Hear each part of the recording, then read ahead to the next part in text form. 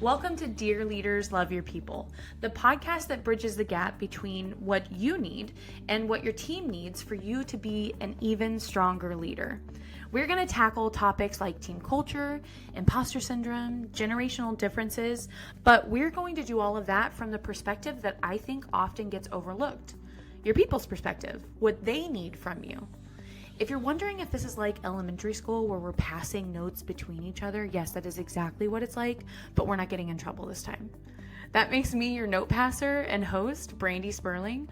I am a keynote speaker, writer, founder of Sage Culture Co., the learning and development company, and I am still the reigning goat of folding cootie catchers even to this day. In less than 20 minutes, we are going to make leadership development fun, actionable, and all about helping you connect and grow alongside your people.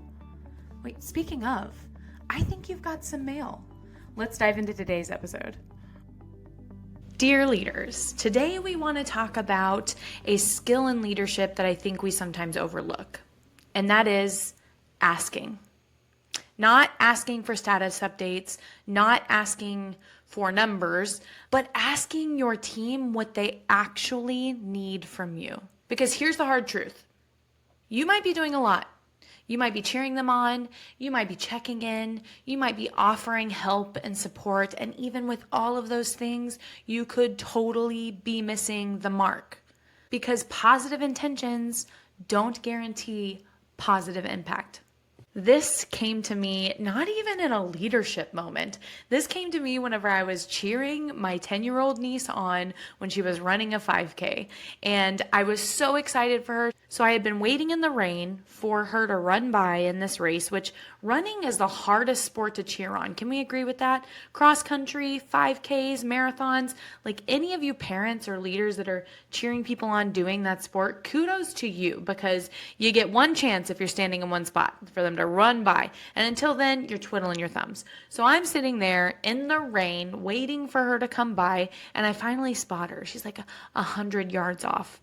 And I see her and I'm getting so excited because I can't handle seeing my nieces and nephews grow up. It affects me so deeply. I get overwhelmed by the excitement because I just remember when they were just so itty bitty, right? I think we all do.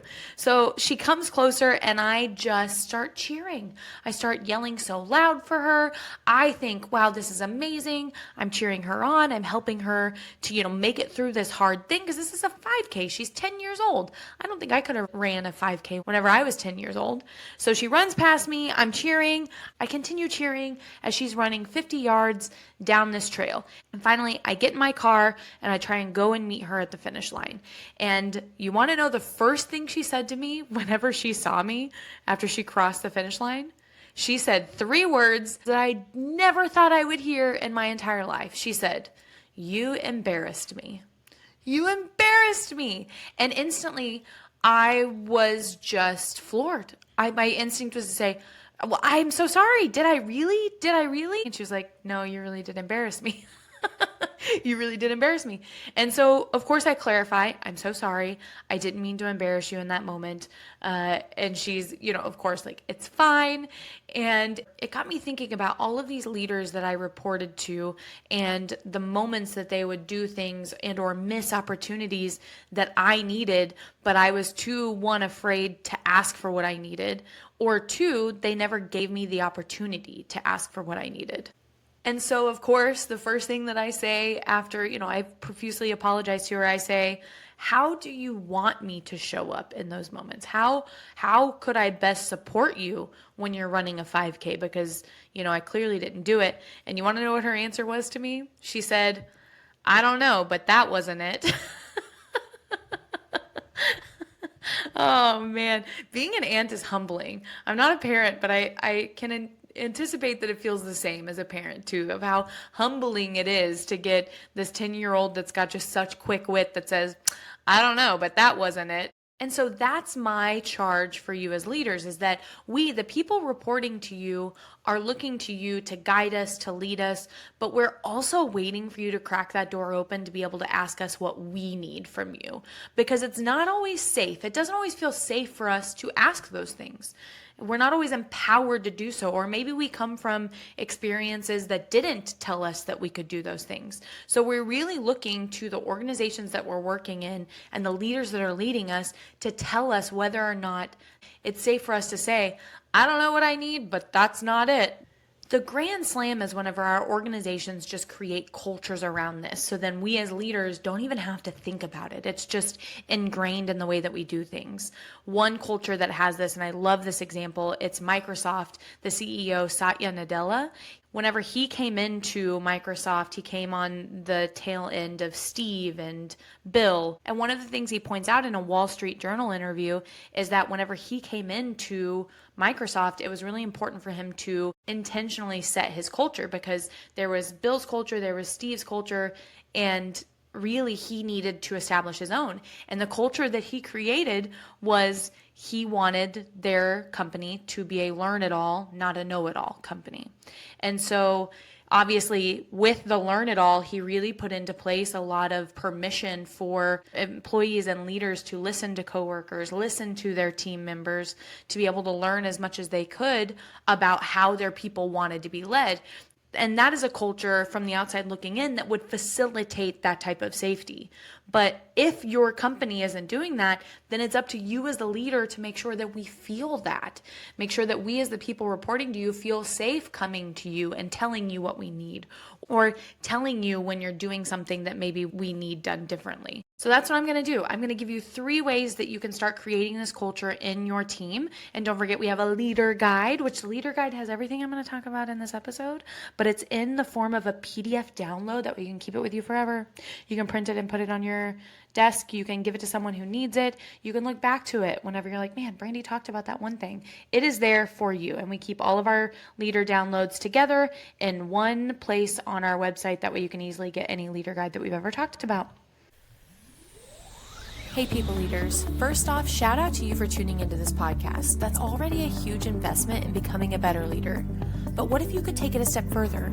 That's where People Leader Learning comes in. It's a game-changing resource built for leaders by leaders, with self-paced interactive courses that are jam-packed with tools and resources you can use immediately. Get the Leading Through Culture bundle with 4 courses designed to help you grow your culture and your people. Hiring for culture fit, leading through culture, navigating performance reviews, and growing feedback. Explore more at peopleleaderlearning.com.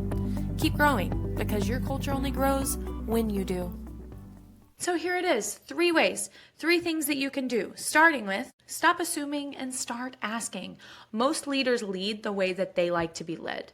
But when it comes to making sure that you're giving your team what they need, you have to lead the way that your team needs. Because most of your team members probably are going to have different preferences, different needs, and different responses to any of the actions that you do to fill those needs. In your next one-on-one, check in with them. You could ask them, what's one thing that I've done that's made you feel supported? And another question you could ask is, what's something that I've done that didn't land the way that I intended? That way you're actively showing them that there's a difference between intention and then impact on the other side for them. Because even if your intentions are golden, not everyone wants supported or served in the same way. So think about it like banana bread. I love using this analogy. So some employees want not only to know that we're making banana bread, but they also want to know what the recipe is, how much bananas to put in, how much cinnamon to put in. They want the whole kit and caboodle whenever it comes to guiding them on making banana bread. But then you've got some employees that are maybe just a little bit over to the side, and they want to know that we're making banana bread, and they want to know whether or not you want it to taste like a little bit more cinnamony than normal, or maybe you want it with a more forward banana. And then you have a whole other group of people reporting to you that only want to know, tell me you want me to make banana bread and I'll make banana bread. Like, I love making banana bread. Just tell me and I'll be able to take care of it. And if you approach all three of them the same and you give the person that doesn't need the banana bread recipe the whole recipe of banana bread and tell them exactly how to make it, how long to put it in the oven, they're probably going to be really frustrated. And likewise, if you give the person that needs the entire recipe the recipe that they give on Great British Bake Off, if you've ever seen that show, whenever they do the technical challenge, they just tell them make banana bread. If you try and do that with your friends that need the recipe, they're going to feel completely lost. They don't need the same things. So it's up to you to be able to ask people, how do they need you to show up in order for you to be able to make sure that your intentions match the intent that's received on the other side. I even had a person reporting to me once that I gave them that analogy. They were a new report. I was getting to know her. I told her, we're making banana bread and there are 3 versions. Do you like the recipe completely written out with the time that it should bake, everything? Or do you want no recipe and you just want me to tell you, let's make banana bread? Or maybe you land in the middle. And you know what she told me? She said, I think I land in the middle. But even giving her that analogy, 2 months later, whenever we were working on a project, you know what she said to me? She said, hey, I think I need more ingredients to this recipe. I told you I'm middle of the ground, but I think I'm maybe leaning a little bit more towards I need some more ingredients for the banana bread that we're making. So your first challenge here is just to ask. It's stop assuming and ask instead.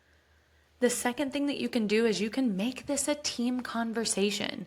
When you start modeling to your team that we can show up for how each other needs, you're giving everyone else permission to do the same. It would be such a great team building, but also support the work that you're doing and helping everybody understand how each other loves to work. And this is in your leader guide. I've given you how to lead this activity as well as the questions you would ask your team.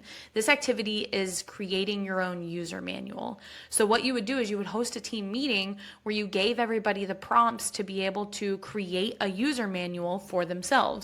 And on the user manual, you would include things like my communication style preference, how I work best under pressure, ways that you can support me whenever I'm stressed out, all of these things that help us get to know what we might need whenever we encounter any situation that we're working on together as a team.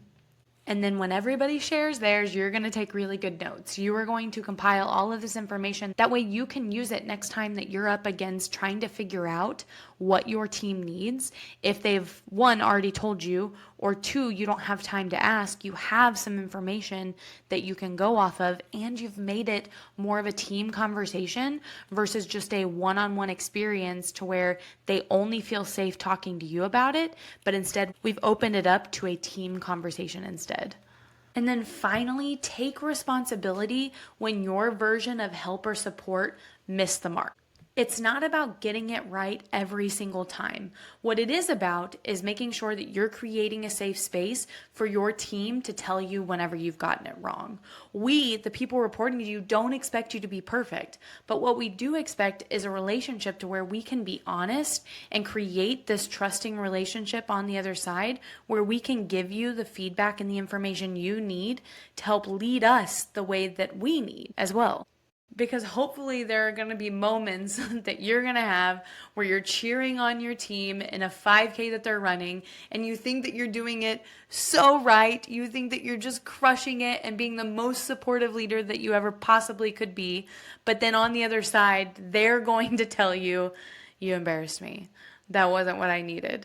And the goal is that they do that. The goal is that they're able to come meet you halfway and be honest about what they're needing in the moment. And then what you're going to say is, well, what do you need? And sometimes they're going to say, I don't know, but that wasn't it. That's fine. That's okay. We can learn with each other. We can continue the conversation. But half of the battle is you being able to stop assuming and have the conversations. Make it a team conversation to where we all benefit from this concept of leaning and supporting each other in the way that the other person needs. And then we see it modeled that when you do mess up, when you do inevitably get something wrong, then we can own it and be able to learn from it on the other side. Because when you stop assuming and you start learning, That's where the magic really happens. And that's what we need from you in order to not only grow as individuals, but grow as a team and grow closer to you as our leaders.